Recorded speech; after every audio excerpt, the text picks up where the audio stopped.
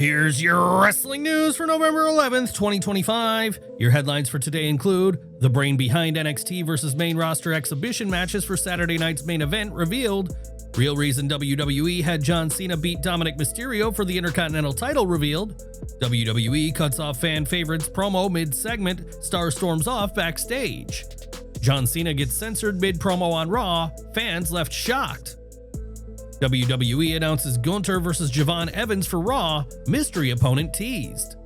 Surprise name aids CM Punk and Jey Uso. WWE makes it official, men's WarGames matches set for Survivor Series, more entrants expected. WWE fans shocked after Nikki Bella turns on Stephanie Vaquer. Major clue about AJ Lee's WWE return spotted on Raw. Lucha Brothers reunion confirmed, fans erupt with excitement, and more. Triple H opened Monday Night Raw with a fiery tribute to Boston's own legend, passionately declaring John Cena as the greatest of all time before introducing the 17-time world champion himself. The TD Garden erupted as Cena made his entrance, soaking in a thunderous ovation from his hometown crowd.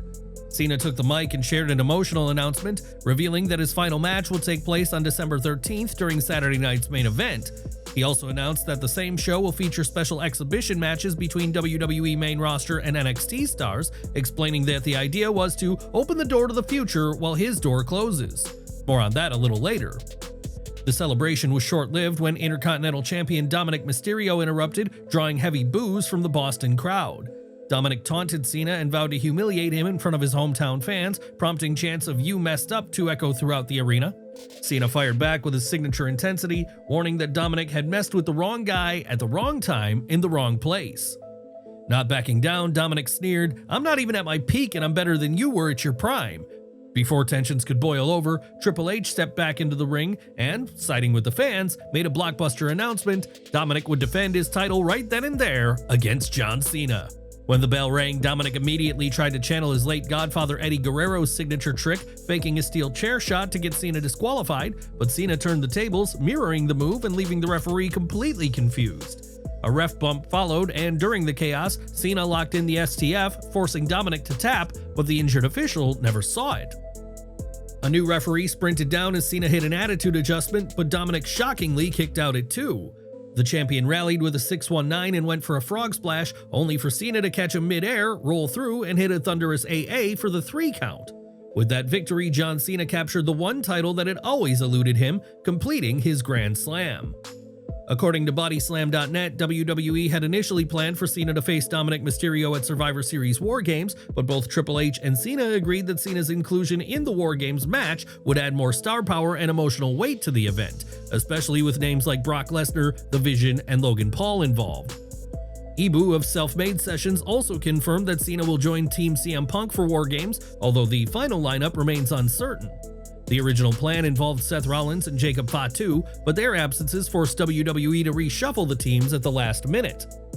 As for Cena's special Saturday night's main event announcement, PW Insider reports this was Cena's own idea, pitched months ago and later approved by WWE.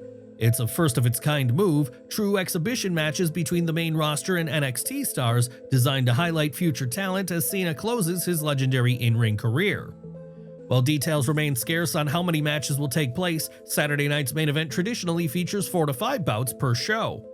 WWE doesn't need this to sell tickets, the event's already a draw, but it's a fitting tribute to Cena's career-long mission to give back and build the next generation. Names like Javon Evans have already been floated as potential breakout stars for the event, while NXT's women's division, under Shawn Michaels' guidance, remains loaded with top-tier talent who could steal the show. What are your thoughts on Cena capturing the Intercontinental title and finally becoming a Grand Slam champion? Do you think his inclusion in WarGames alongside CM Punk makes sense? And where does that leave Dominik Mysterio after this huge loss? And for Cena's final Saturday night's main event, what are your dream exhibition matches between NXT and main roster stars? Drop your fantasy bookings in the comments. We'd love to see your matchups. Enjoying the video? A quick like goes a long way in helping us grow and deliver more wrestling news you care about. After Cena's match, LA Knight's backstage promo with Byron Saxton took an unexpected turn, and not in the way anyone planned. Knight, who's competing in the Last Time Is Now tournament, was in the middle of a fired-up interview, promising to steamroll his mystery opponent on SmackDown and move one step closer to his ultimate goal of dethroning John Cena. But just as he began to drive his point home, his promo was abruptly cut off mid-sentence on live television. Unaware that production had pulled the plug, Knight continued speaking for nearly a full minute before being informed that the segment had ended. According to PW Torch, both Knight and the segment's producer were reportedly frustrated by the incident and stormed off. While early word suggests it may have been due to improper timing issues, the situation also highlights just how much focus and importance WWE is placing on Knight right now. Technical glitch or not, Knight's growing prominence is undeniable, and moments like this only add fuel to the fire for one of WWE's hottest names heading into the tournament's next round. During Cena's promo, a subtle but noticeable moment caught fans' attention. WWE censored John Cena's use of the term WWF when referring to the company's past. The edit didn't go unnoticed by longtime viewers who remembered the real-life battle between the World Wrestling Federation and the World Wildlife Fund, or WWF, in the early 2000s, a dispute that ultimately forced the wrestling giant to rebrand as World Wrestling Entertainment. Since then, WWE has maintained a strict policy against any public use of its former name or the classic scratch logo on broadcasts, merchandise, or commentary. For many fans, though, the brief mention served as a nostalgic reminder of a bygone era that shaped modern wrestling. In one of the most physical matches of the Last Time Is Now tournament, Damian Priest went head-to-head with Rusev in a showdown between two of WWE's hardest-hitting powerhouses. The Bulgarian Brute dominated most of the contest, exploiting Priest's lingering vision issues caused by a recent attack from Aleister Black. Priest managed to fight back with a massive clothesline, seemingly turning the tide in his favor. However, Rusev countered by jabbing Priest in the eyes before connecting with a devastating Machka kick to secure the victory. Given Rusev's deeper history with John Cena, his advancement in the tournament makes narrative sense, but it's becoming increasingly concerning how much momentum Priest has lost since moving to SmackDown. Sheamus picked up a major win over Shinsuke Nakamura to advance to the next round of the Last Time Is Now tournament. The match ended with a respectful nod between both competitors, a fitting touch after what could easily be considered one of the night's best bouts. Afterward, Adam Pearce announced next week's tournament matches. Javon Evans will face the returning Gunther, while Solo Sikoa is set to battle a mystery opponent to be revealed next week. Speaking of mystery opponents, another unnamed competitor is also set to face LA Knight on this week's SmackDown, adding even more intrigue to the Last Time Is Now tournament. With two mystery participants now confirmed, who do you think they'll be? Returning stars, NXT standouts, or surprise names from outside WWE? Let us know your picks in the comments. A fired-up CM Punk stormed to the ring on Raw, visibly furious over Logan Paul's shocking betrayal and his sudden alliance with The Vision. Punk didn't hold back, calling out Paul, and moments later Paul appeared, smirking as he declared that his eyes had been opened to a whole new vision after being crushed by Reed's tsunami last week. Before Punk would respond, Paul Heyman, Braun Breaker, and Bronson Reed emerged to surround the ring. The numbers game quickly caught up to Punk as the trio launched a brutal 3-on-1 assault until Jey Uso sprinted down to even the odds. Still outnumbered, the chaos only intensified until the undisputed WWE Champion Cody Rhodes charged in, cleaning house and forcing the heels to retreat. The babyfaces stood tall to a massive ovation, and while the segment didn't reveal Logan Paul's full motive for joining Heyman's vision, it succeeded in bringing all the key players together and injecting long overdue momentum into the men's WarGames storyline heading into Survivor Series. Later backstage, William Regal made it official: WarGames is locked in. While WWE hasn't confirmed the final lineup, Regal's announcement indicated that the match will likely feature 6 men. However, reports suggest that the plan could shift toward a 10-man WarGames if Creative decides to expand the field. As of now, it's expected that LA Knight and Jimmy Uso will join Team CM Punk, while Brock Lesnar and Austin Theory are being lined up to side with Team Vision. Nothing is finalized yet, and the coming weeks should reveal how these teams ultimately come together. Do you prefer the idea of a 6-man WarGames, or do you think WWE should go big with the traditional 10-man format? Share your thoughts in the comments and tell us which lineup you'd like to see at Survivor Series.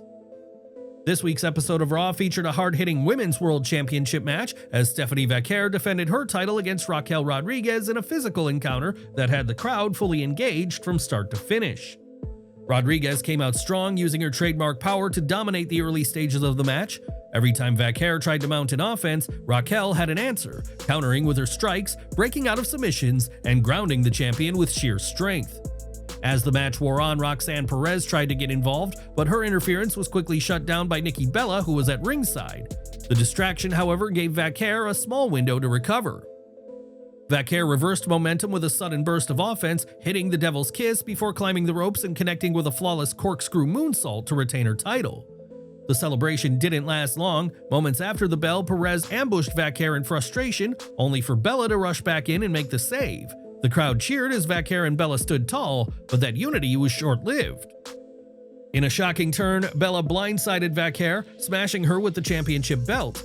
The betrayal drew loud boos from the audience as Bella stood over the fallen champion, sending a clear message that her friendship with Vaquer is over and her sights are now set on the women's world title. This week's show featured an interesting development in the tag team division, as a potential team name for AJ Styles and Dragon Lee was finally revealed, Dragons with Style. The announcement drew a mix of reactions from the live crowd, and even Styles himself didn't look too impressed. While it's unclear if the name is official, the pairing continues to generate buzz heading into their next appearance. Elsewhere, WWE confirmed that next week's episode will feature the third and deciding match between Maxine Dupree and Becky Lynch for the Women's Intercontinental Championship. Shortly after the announcement, Lynch blindsided Dupree in a brutal attack.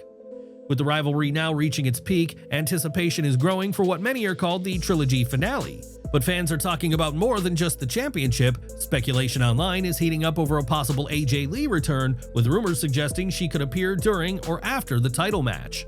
If the long-awaited comeback does happen, next week's show could deliver one of the most memorable moments of the year.